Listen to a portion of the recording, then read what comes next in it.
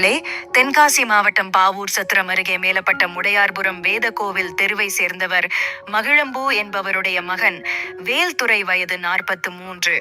இவர் பாபநாசம் அரசு போக்குவரத்து கழக பணிமனையில் நடத்துனராக பணியாற்றி வந்தார்.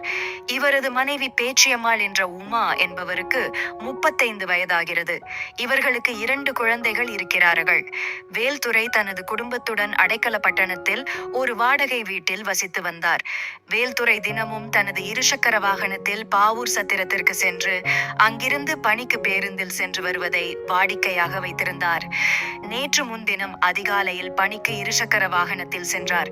அவர் தனது இருசக்கர வாகனத்தில் பாவூர் சத்திரம் 4 வழிச்சாலையில் சிவகாமிபுரம் விலக்கு பகுதியில் சென்று கொண்டிருந்தார். அப்போது வேகமாக வந்த ஒரு கார் அவரது இருசக்கர வாகனத்தின் மீது மோதிவிட்டு நிற்காமல் சென்றுவிட்டது. இதில் தூக்கி வீசப்பட்ட வேல்துரை தலையில் பலத்த காயமடைந்து அங்கேயே இறந்தார். தகவல் அறிந்து வந்த பாவூர் சத்திரம் போலீசார் விரைந்து சென்று நிற்காமல் சென்ற கார் குறித்து தீவிர விசாரணை நடத்தினார்கள். அப்போது காரை ஓட்டி வந்தது பூலாங்குளம் பகுதியைச் சேர்ந்த 36 வயதாகும் ஆறுமுகம் என்பது தெரிய வந்தது. அவரை பிடித்து போலீசார் விசாரணை நடத்தினார்கள். அவரது பதில்கள் எல்லாமே விபத்தை ஏற்படுத்திவிட்டு நிற்காமல் போனவரை போல் இல்லை, முன்னுக்கு பின் முரணாக பேசியதாக கூறப்படுகிறது. இதனால் அவரிடம் போலீசார் தீவிர விசாரணை நடத்தினார்கள்.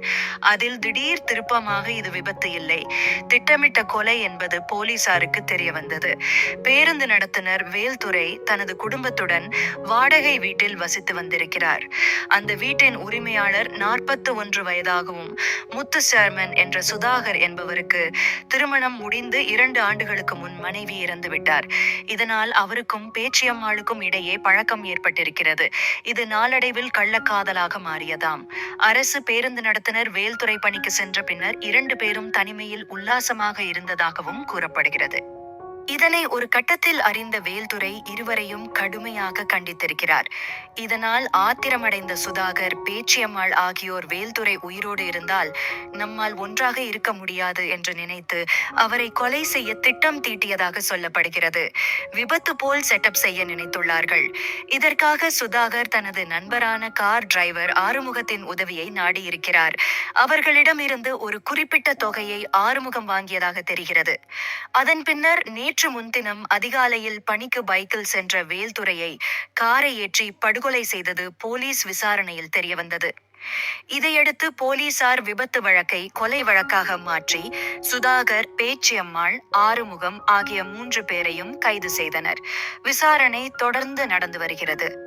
இந்த சம்பவம் பற்றிய உங்கள் கருத்துக்களை கமெண்டில் சொல்லுங்க நண்பர்களே. நன்றி.